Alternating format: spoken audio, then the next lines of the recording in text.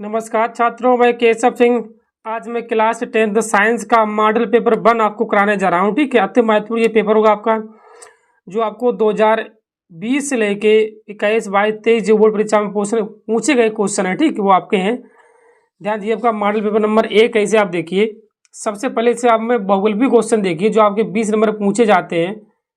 बहुविकल्पी प्रश्न ऐसे आप देखिए। क्वेश्चन नंबर 1 है, आपसे कहा है अभिनेत्र लेंस की फोकस दूरी में परिवर्तन निम्नलिखित क्रिया द्वारा होता है। अभिनेत्र लेंस नंबर 1 है आपका पुतली द्वारा, नंबर बी दृष्टि पटल द्वारा, नंबर सी पश्चावी पेशियां द्वारा, नंबर डी परिनालिका द्वारा। ये आपका है पश्चावी पेशियों द्वारा। सी सही है, इसका सी सही है। सॉरी, दृष्टि, हाँ सी सही है। पहले का आपका सी सही है, पश्चावी पेशियों द्वारा। ठीक है। क्वेश्चन नंबर 2 देखिए, आपसे क्या कहा। 2 में आपसे कहा वह दर्पण जो वस्तु का सीधा और विवर्धित मतलब होता है बड़ा, सीधा और विवर्धित प्रतिबिंब दे सकता है। नंबर ए अवतल दर्पण, नंबर 2 उत्तल दर्पण, नंबर 2 समतल दर्पण, नंबर डी है ए तथा सी दोनों। ई आपको देता है उत्तल दर्पण, सीधा, विवर्धित मतलब होता है छोटा। ठीक है, छोटा। क्वेश्चन नंबर 3 देखिए, आपसे कहा वायु में अपवर्तनांक 2.5 वाली कांच की प्लेट में प्रकाश प्रवेश करता है। ठीक है, तब कांच में प्रकाश की चाल क्या होगी? तब ये चाल आपकी होगी, इसका सी सही है, 3.2 10 की घात 8 मीटर बटे सेकेंड। ठीक है, इसे आप देखिए क्वेश्चन नंबर 4।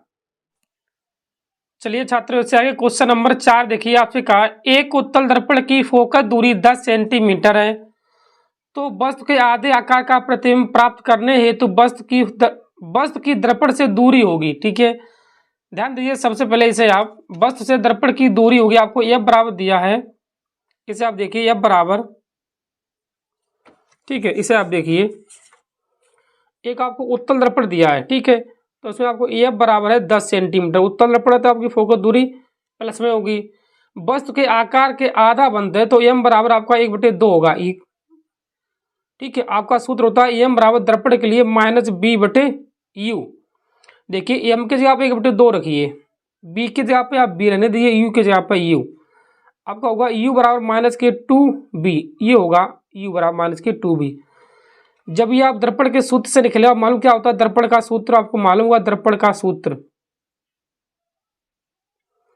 1/f बराबर 1/b प्लस 1/u होता है। ठीक है, अब एफ के जगह आप 1/10 रखिए, क्योंकि एफ आपको 10 दी है।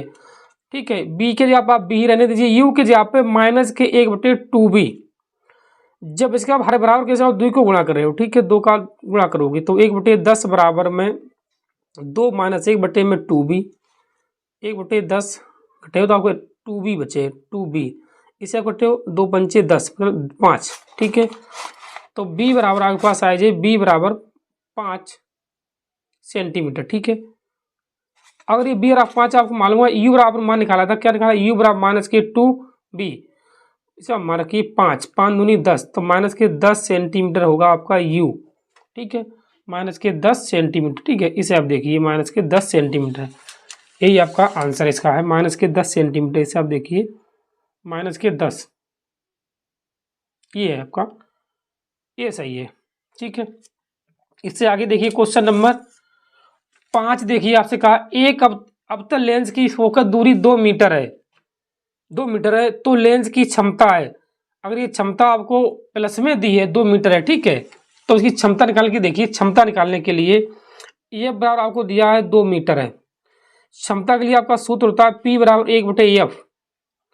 जब आपकी मीटर में होगी तो f के जगह 2 रखिए, जब से आप भाग करोगे 0.5 डायप्टर। क्षमता का मात्रा आपका होता है डायप्टर। ठीक है, आपका प्लस में ही होगा 0.5। ये सही है, ए सही है इसका। ठीक है, देखिए 5 का ए सही है। क्वेश्चन नंबर आप देखिए 6, आपसे क्या कहा देखिए 6 देखिए, आपसे 6 में कहा है यदि 7 सेंटीमीटर ऊंची वस्तु 8 सेंटीमीटर फोकस दूरी के उत्तल लेंस से 12 सेंटीमीटर दूरी पर रखी हो तो प्रतिबिंब की स्थिति ज्ञात कीजिए। बस तो कहाँ पर रखी है इसे आप देखिए, बस तो रखी है आपकी 7 सेंटीमीटर ऊंची, मतलब एच बराबर है 7 सेंटीमीटर है। बस तो 8 सेंटीमीटर फोकस दूरी है, अब बराबर 8 सेंटीमीटर है। उत्तर लेंस एफ आपकी प्लस में होगी, उत्तर लेंस से 12 सेंटीमीटर दूरी पर रखी, मतलब यू बराबर माइनस के 12 सेंटीमीटर है। आपको बी चाहिए, देखिए इस सवाल में आपको बी चाहिए, ठीक है। क्या है आपका सवाल किसका है? उत्तर लेंस का। लेंस के लिए आपका सूत्र क्या होता है देखिए, 1/f बराबर 1/b माइनस 1/u, ठीक है। एफ के जगह आप 8 रखिए, बी के जगह पे आप बी रखिए, यू के जगह पे आप जब आप 12 रखो तो आप प्लस के हो जाएगी, यू आपका माइनस का है। तो 1/b बराबर आपका 1/8, 12 आप इधर भेज दिए 1/12, ठीक है। जब क्रॉस मल्टीप्लाई करिए, 12 एकन 12, 8 एकन 8, 12 अट्ठे 96, ठीक है। 1/b बराबर जब इसे आप कटे हो तो 4/96, जब इसे आप कटे हो 4 एकन 4, 4 दूनी 8, 4 चौक 16, तो 1/b बराबर 1/24, मतलब बी बराबर 24 सेंटीमीटर है, ठीक है। बी आपकी 24 सेंटीमीटर, ये आपका आंसर है छठे का ए, ठीक है, 24 सेंटीमीटर, ठीक है। क्वेश्चन नंबर 7 देखिए, इसमें आपसे क्या कहा, यदि वस्तु का प्राप्त प्रतिबिंब छोटा व आभासी हो तो प्रयुक्त दर्पण है छोटा व आभासी। ध्यान दियो, समतल दर्पण हमेशा वस्तु के आकार के प्रतिबिंब बनते हैं, अवतल दर्पण में वस्तु से बड़े भी बनते हैं, ठीक है, ये भी होने। उत्तल दर्पण हमेशा वस्तु से छोटे बनते हैं, ये सही है आपका 7 का सी सही है, ठीक है। इसमें बड़े बनते हैं छोटे भी बनते हैं, ठीक है, ये गलत है, ये सही है। क्वेश्चन नंबर आप देखिए 8, आपसे कहा ब्रंजक चूड़ पर तनु सल्फ्यूरिक अम्ल की अभिक्रिया से गैस निकलती है, कौन सी गैस निकलती है? क्वेश्चन नंबर 8 आपसे कहा है देखिए, H2 मतलब हाइड्रोजन गैस, B मतलब O2 मतलब ऑक्सीजन गैस, ये क्लोरीन गैस निकलती है, ठीक, क्लोरीन गैस। क्वेश्चन नंबर 9 देखिए, आपसे क्या कहा, 9 में क्वेश्चन नंबर है आपका 9, आपसे कहा जल को जीवाणु रहित बनाने के लिए उपयोगी पदार्थ है, ठीक है। नंबर 1 धावन soda, number B baking soda, number 2 फिटकरी, नंबर डी है ब्रंजक चूड़। जी हाँ, ब्रंजक चूड़ का प्रयोग किया जाता है जल को जीवाणु से रहित करने के लिए, ठीक है।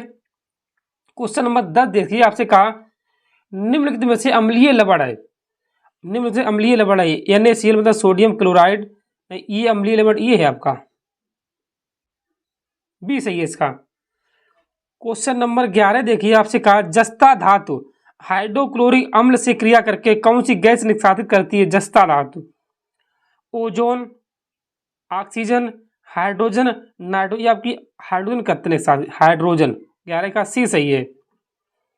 क्वेश्चन नंबर 12 देखिए, आपसे कहा एस्टिक अम्ल में क्रियात्मक समूह है, एस्टिक अम्ल में क्रियात्मक समूह है 12, ये आपका double bond C, single bond OH, acetic अम्ल होता है ये सिरका, ये आपका सी सही है, एस्टिक सिरका होता है, C double bond OH। Question number 13 देखिए, आपसे क्या कहा, आपसे कहा देखिए 13 फेरिक ऑक्साइड सल्फर डाइऑक्साइड था, सल्फर ट्राइऑक्साइड निम्न में से किसका वियोजित है? ठीक है, फेरस सल्फेट का, फेरिक क्लोराइड का, हेमेटाइट का, ये फेरिक क्लोराइड ये आपका है फेरस सल्फेट का है, 13 का आपका ए सही है। क्वेश्चन नंबर आप 14 देखिए, ठीक है, आपसे क्या क्या 14 में, ठीक है, क्वेश्चन नंबर 14 देखिए, आपसे कहा छोटी आंत में अवशोषण का तल बढ़ाने के लिए कौन सी संरचना बनाई जाती है? ठीक है, 14 का देखिए कौन सी संरचना बनाई जाती है? चूसक ग्रंथियां, जठर ग्रंथियां,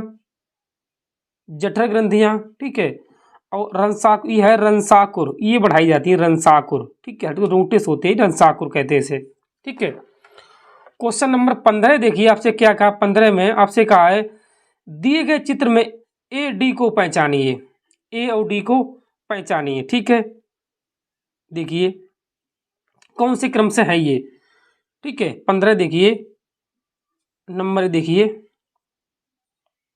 बी, देखिए इसका आपका बी सही है, अधिवृक्क ग्रंथि है, ये देखिए ये आपकी अधिवृक्क ग्रंथि है, ठीक है। फिर आपकी ये जो बी है, बी देखिए बी कहाँ पे आपका बी ये है, ये आपकी मूत्र वाहिनी है, ये बी देखिए बी, ठीक है। फिर आप सी देखिए आपका सी है, ये है सी, ये बलकुट है, ठीक है। आपका डी है जी आपका मूत्र मार्ग है, ये डी जो आपका मूत्र मार्ग है, अभी आपका बी सही है इसका, 15 का बी सही है ये आपका, ठीक है, 15 का बी, ठीक है, ये ऐसा मिलान करिए, ठीक है। क्वेश्चन नंबर 16 देखिए, आपसे कहा पौधों में जड़ों से पत्तियों तक पानी पहुंचाता है, बच्चे को मालूम हुआ ये जाइलम है, ठीक है, 16 का बी सही है, ये जाइलम है, ठीक है, ये जाइलम पहुंचाता है पत्तियों से पानी को, ठीक है। क्वेश्चन नंबर 17 देखिए, आपसे कहा अप्रकाशिक अपक्रिया होती है, अप्रकाशित अपक्रिया होती है 17 का देखिए, माइटोकॉन्ड्रिया में, हरित लवक में, हरित लवक के स्ट्रोमा में, ये आपका 17 का सी सही इसमें ही होती है। क्वेश्चन नंबर 18 देखिए, मेंडल ने अपने प्रयोग हेतु मटर के पौधों से लक्षण का चुनाव नहीं किया, पुष्पों का रंग में, बीजों का आकार में, पौधों की लंबाई में, पत्तियों की आकृति में, ये आप देखिए आपका पत्तियों की आकृति में डी सही है इसका। क्वेश्चन नंबर आप देखिए 19 में आपसे कहा आरएनए में कौन सा नाइट्रोजनी क्षारक नहीं पाया जाता है, ठीक है, ये आपका थाइमीन, एडेनिन, यूरेसिल, ये आपका थाइमीन नहीं पाया जाता है।